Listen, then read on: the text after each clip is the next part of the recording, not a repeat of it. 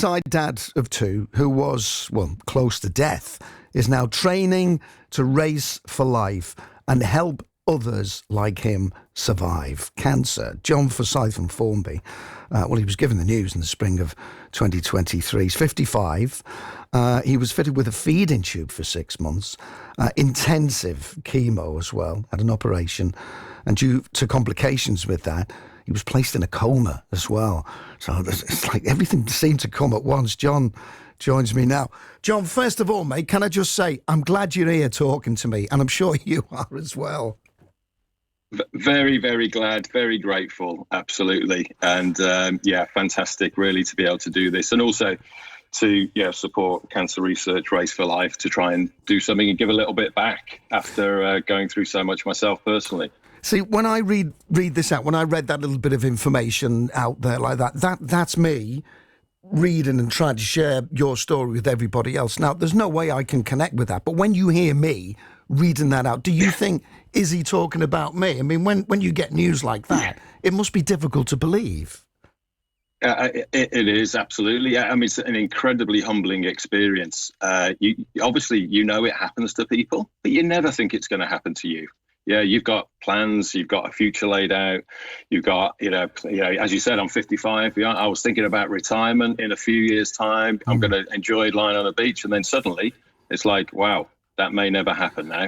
It's and actually hearing you say that, Tony, in some ways it's sort of like unbelievable. Like I almost can't put myself back there now because I'm in such a great place today, thankfully. Do you know what? And you're doing the race for life as well. Does it, when you get news like that, all the stuff that we worry about all the time, I've got this bill and that bill and the other thing and the, all of the things that, that we do, that, does concern us on a daily basis.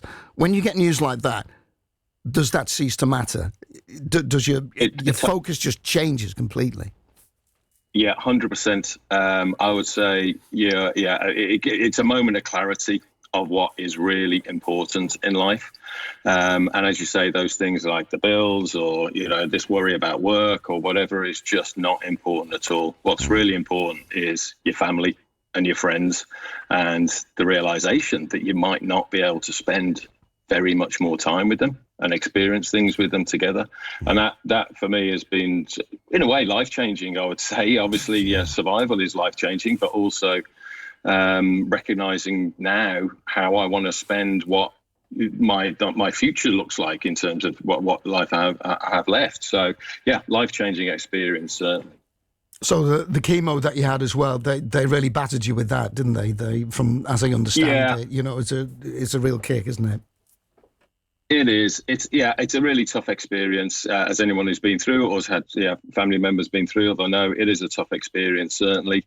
It does its job, but it does take it out of you, certainly. And as you mentioned, I unfortunately had this sort of complication, which was very unexpected, which did mean I had to spend a couple of weeks in critical care in the Royal. Wasn't sure, they weren't sure that I'd make it through, in all honesty. So I was the sickest man in critical care for 72 hours. Wow. They had to bring I brought out surgery, and they said to my wife, you better bring the kids in to have a look at him and see him because he may not make it through the night, sort of thing. So it was pretty horrific. Well, again I'll say what I said at the start. I'm glad you're here, mate. I'm sure your missus and I'm saying your kids are as well. But it must, you're worrying about yourself as well, but straight away, I mean, you tell me, I don't know. You must go, I'm worried about my wife. I'm worried about the kid. I'm in a situation, but I'm more worried for them. Do you go through that phase as well? Oh, yeah, correct. Yeah, no, that's absolutely my first thought was, have I done enough, to look after my wife and kids financially? How are they going to be able to manage on their own, etc.? That is absolutely the first thought. And really those first, I would say, couple of weeks post-diagnosis, that was really top of my mind. That was really the only thing I was thinking about. Can I make sure, have I got everything in place to make sure that they're going to be okay, basically? Yeah. And Race for Life now, you're going to be doing this. What does that entail and how difficult physically is this going to be for you? Well, in all honesty, it's a fun event, right? I mean, it's the first time I've done it, but I know people who've done it, and I also have obviously been, know people who are organising it. So it's a fun event. It's not a competitive event. That's the first thing to say. So, but then also, I committed to myself when I finished my treatment that I was going to make the most of it from a health and fitness point of view. So I've been personally really committed to improving my fitness. I've been walking a lot. I've been going to the gym to do strength training sort of 3 times a week for the last year or so. And I would say I'm probably in the best physical shape I've been for like 30 odd years. Oh, really? So, yeah. It's all part of the plan. It's all part of the plan. Indeed. Now, that's not to say I'm going to break any world records when I do the race for life. But you're doing it. After everything you've been through, and I know, there are lots of people who've, everybody's having a battle of some kind every single day, aren't they? But to be able, when you were lying in that bed and you were thinking about your missus and your kids, the furthest thing from your mind is like, I'm in training here to do a race for life. I'm going to do that. That must have been the furthest thing from me, man. But look at you now. It was absolutely, yeah. And, it was not like, it was sort of, 12, 18 months ago, I literally could not get out of that hospital bed without help, without assistance from the physios. I couldn't stand up. I was so weak. I'd lost all my muscle mass, lost so much weight, etc. And as you say, it's kind of, incredible really now to think, I'm going to be racing, 5K. I'm going to be, running. I'm going to be raising money. I'm going to be, it's an amazing turnaround. One I'm very, very grateful for, and really, really pleased to be able to do something to kind of help and support, great causes at the end of the day. And how are you now, John? Yeah, as I say, I think, I've used this as a springboard, certainly really to reset. It's a second chance. I'm, both physically and mentally, I think probably in, best place I've been for a long, long time, as I say. And, I'm going to continue on that way and, bring every little bit of goodness out of life as I move forward now.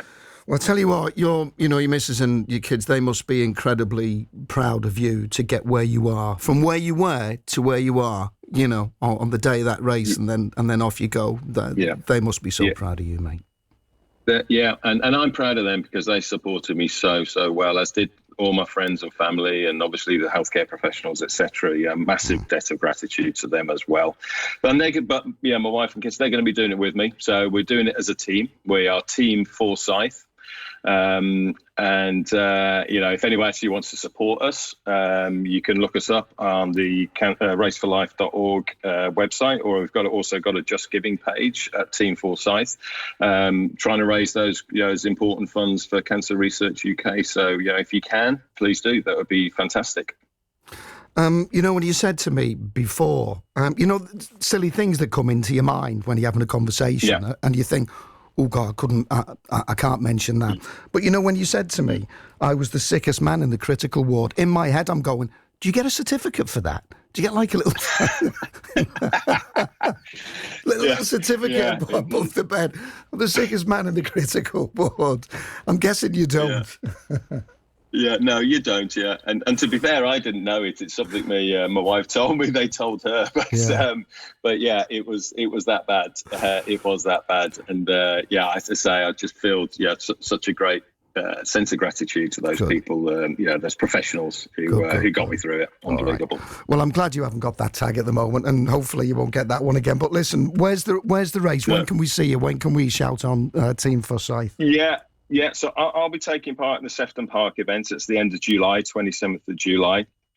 There is an event at Aintree as well on the 8th of June. So if anyone wants to take part in that one, you can go ahead and sign up for that one.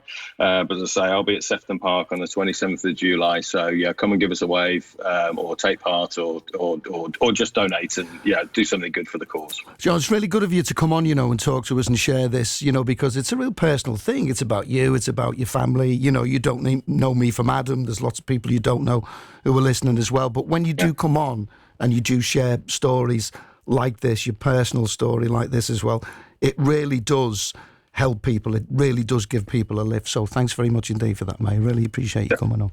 No problem. No, well, thank you. Thank you as well. Thanks for your time. I really appreciate it. Good luck, mate. I'll let you crack on. Thanks very much, John. Thank All the best. you. Back to the training. Cheers. Take care. Take care, mate. Tony Snell. BBC Radio Merseyside. I found my